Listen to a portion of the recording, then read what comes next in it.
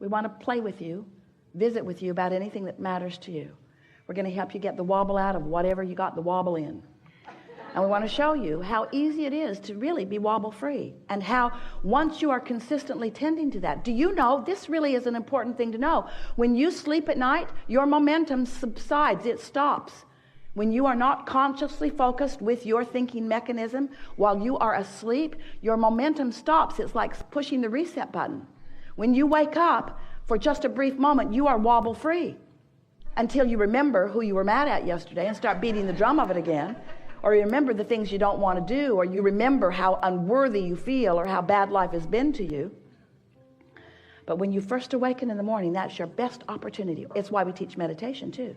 When you meditate, you quiet your mind. When you quiet mind, you stop thought. When you stop thought, you stop momentum. When you stop momentum, now you have the best opportunity to be in alignment with who you really are.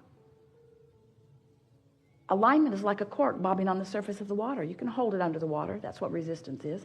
When you let go of it, it's going to bob right up. And while you're asleep, you let go of it and bob right up. When you wake up, you take hold of it and pull it right back down. What's all that happiness? That's not who I am.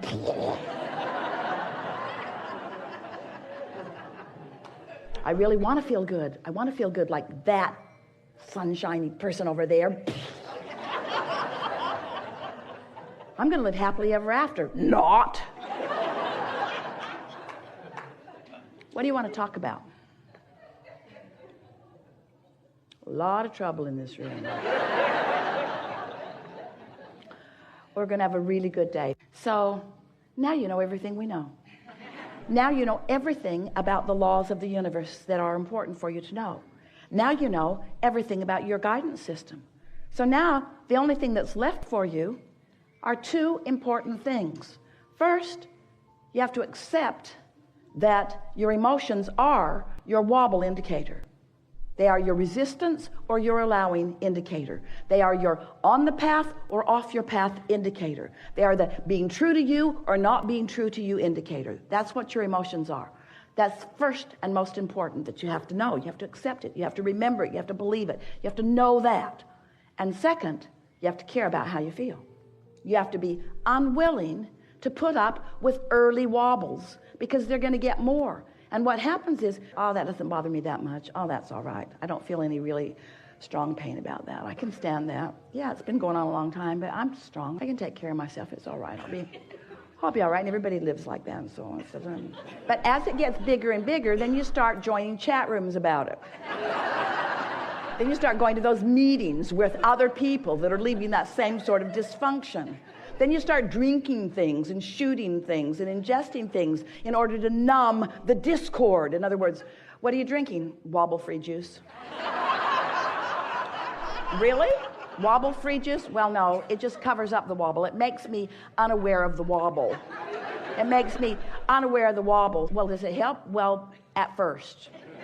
At first it helps, but eventually, my life goes to pieces, and so what do you do then? I just drink more. I drink more. I shop more. I do more things to try to fill the void, the wobble void. I try to fill the void with action and behavior. How's that working out? Not that well, but I keep believing that eventually I'll find something that will soothe the pain of my disconnect from the source who is me. There's nothing that soothes that. You just got to stop the wobble. And when you get good at that, in time, there'll be very few wobbles. There'll just be those preliminary wobbles that help you launch more rockets of desire. But you do not have to live without the things that you want. You are creators. You can be or do or have anything. The entire universe backs you up. You just can't contradict your own path and feel good. And you know, everything that every one of you want or has ever wanted or ever will want, everything that you want, whether it's a relationship or a pile of money or an enterprise or a material object or a circumstance or an event, everything that you want because you believe you will feel better in the having of it. And what we want to show you is that if you can not wait until you're out there in the weeds, in the wobble zone, trying to deal with conditions that have so much momentum that you just get scrambled, so that there are endless books written on parenting. Yeah, you should do that. No, you should do that. No, you should do that. No, you should do that. No, you should do that. No, you should do that. And we say, none of it works if you wait till you get out there, because you're responding to conditions. You're at the bottom of the hill. You're trying to stop the momentum. You're not going to do it. The only thing that works is to get at the beginning of the momentum and to line up with the whole of who you are, and then take the whole of who you are into this conversation, into this situation. So momentum is really a big part of this conversation in the wobble factor, because if you are launching your rockets of desire, but then you're countering it with, well, I would like more money, but there's not enough. And I would like more money. I would really like more money, but I don't have enough. And I would like more money because I would like to pay my bills. And I would like more money, but I don't know hardly anybody that's got enough money. And I would like more money, but the government is so screwy with our money. I would like more money, but the government takes way too much of our money. I would like more money, but my wife is a crazy woman with a credit card. I like more money, but my husband doesn't earn enough money. I would like more money, but my employer won't give me enough money. In other words, you get all this momentum going until you've got quite a wobble going on out here in the conditions that you are examining. And what goes wrong is that then when you think that the way that you get to the place that you want to be is by solving those conditions, what you find out is when the wobble is severe, you can't. The momentum is too great. You can't stop the momentum of those thoughts, those beliefs. A belief is just a thought you've practiced into a very strong vibration. So the beliefs that you've practiced that match your true trajectory or your path of least resistance, those thoughts, those beliefs serve you and feel good when you focus upon them. But those beliefs that contradict your true path or your true trajectory, they don't feel so good. And we're just saying, if you can catch that wobble in the earlier stage, it's really easy to deal with. But if you wait until it's out there and all kinds of conditions have occurred or been realized by you because of the consistency of the wobble, you see, you get what you think about whether you want it or not. So when you talk about what you want in the absence of it, and what you want in the absence of it, and what you want in the absence of it, and what you want in the absence of it, you've got this mixed vibration going on, and you're living some of all of that, and it's a rocky ride, isn't it? So there's lots of ways that we've been saying that to you. Bless your hearts. You've been following us around and listening to all of these rampages for such a long time. We said you create your own reality. Step 1, step 2, step 3, upstream, downstream. You create this vortex, we wrote a whole book about that too, this vortex of creation. There's this vortex of creation, and then we hammered at you, get in the vortex, get in the vortex, get in the vortex, get in the vortex. You said, if only we could get in the vortex. How in the hell do we get in the vortex? Get in the vortex. We said, everything you want is in the vortex, in the vortex, in the vortex. And then you said, I get it. All my money's in the vortex, but I want to get it out of the vortex and into the bank. How do I get it out of the vortex and into the bank? So then we began talking to you about your grid, about this, where you stand right now, your point of attraction, this atmosphere where you are vibrationally, this atmosphere that you must achieve vibrational alignment with what's in your vortex. And when you do, when there's no resistance, seamlessly what's in your vortex will move into your reality. Jerry called it years ago, turning thoughts to things. Turning those thoughts to things. How do the things that are in the vortex, how do those desires and goals and wishes, how do they become reality? You have to achieve a vibrational frequency that allows you to realize them, you see. That's how thoughts turn to things. And so now, we're giving you the big piece of it. Now you'll get it. Now you'll get it. If you listen back, there isn't anything that we've ever said to you that doesn't fit perfectly with what we're saying to you right here and now. It's just more clarification of the same thing. You are source energy in a physical body, and you have a trajectory. And when you line up with that trajectory, when you dovetail with it, when you add to it, when you are in vibrational sync with it, you feel so wonderful. Sometimes people say, oh, it worries me. Abraham's trying to get me to be really selfish, and everybody else too. And if everybody's selfish, won't they do bad things to each other? And we say, no one ever does anything unkind to another when they are in vibrational sync with who they are. It is not a possible thing. Those people that are acting out and hurting others are hurting themselves in a very big way. You just don't know it. They've got split energy. They're responding to conditions. They feel out of control. They got a big time wobble going. They don't know what else to do. But you do. You do. The key is What unconditional wobblinglessness is, what unconditional not wobbling is not wobbling when you are looking at a condition. We're not asking you to withdraw from the conditions of the world. You can't do that. We're asking you to not wobble when you look at the conditions. So Esther listened to us talking about this unconditional condition for a while, this unconditional state of being.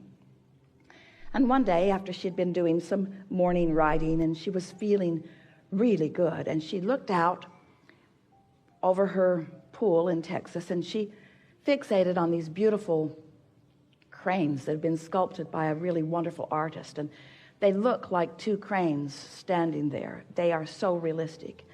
And Esther was just appreciating the beauty of them, the balance of them, the perfection of them. It felt new to her. They'd been standing there for 4 years, but they looked new. They were so extra beautiful. And then she noticed the big oak trees. There's 3 of them right there. And the pool that is so lovely. It's a zero-edge pool and an infinity edge, and everything about it was lovely, and a red bird in that tree and a red bird over there in that tree. And she was just sitting there feasting on all of this beauty around her. And then she had a thought. She said, Abraham, you know, you've been teaching us about unconditional love, about being unconditional, but these are conditions that I'm focused upon. That's a condition of beautiful art, and that's a condition of mastery. The creation of that pool was a masterful thing. And these trees are incredible creation, and these birds. I'm looking at conditions. Abraham, I don't believe I'm having unconditional love here because I'm in love with these beautiful conditions. And we said the difference is you were in love before you found the condition just now. She wasn't looking for something to feel good about. She wasn't looking for a condition that would cause her to feel good. She felt good, and then the condition was realized in a more dramatic way than it ever had been before. So what we're saying here is what you want to do is think a thought that's as wobble-free as possible. And when you find one that wobbles, just step back from it a little bit. Feel as good as you can feel and still feel good. Be as specific as you can be and still feel good. Be as focused upon the details as you can be and still feel good. So for example, let's say that in this scenario, you are often, let's say even usually, the one who's tuned in, tapped in, turned on. You're usually feeling pretty good. You're not worried about things. But your wife is more worried about this and worried about that. And so she's off on one of her worrisome rants. That's a stronger word than applies. And you are sort of taking the hit of it because you felt pretty good before that, and now you're not feeling so good. So now that condition has got you introducing resistance into your vibration. Now you're starting to wobble and you blame her. So it doesn't matter what caused her to wobble, she's still wobbling. And it doesn't matter what caused you to wobble, you're still wobbling. In other words, wobbling is wobbling. And the sooner that you decide to stop blaming whatever the wobble factor is and focus upon the fact that you're wobbling and that you could do something about it, the better. That'd be like standing out on the edge of something. You're about to fall into the Grand Canyon, and instead of getting your balance, you're blaming somebody for leading you down the wrong trail. If you hadn't taken that fork in the road back there, we wouldn't be in this situation. I think you should think about your mapping skills, because you don't do that then. You just do what matters most, which is you don't fall in the Grand Canyon. Right. And that's what we want you to start thinking about with this wobble. Just don't wobble. Don't wobble, because the wobble matters. Because the wobble means you're off your trajectory, and it doesn't matter why. Unconditional. It doesn't matter why.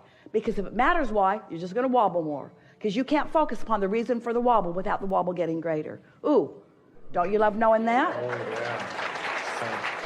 So, you get what you think about, and you have quite a mix of thoughts going on, don't you?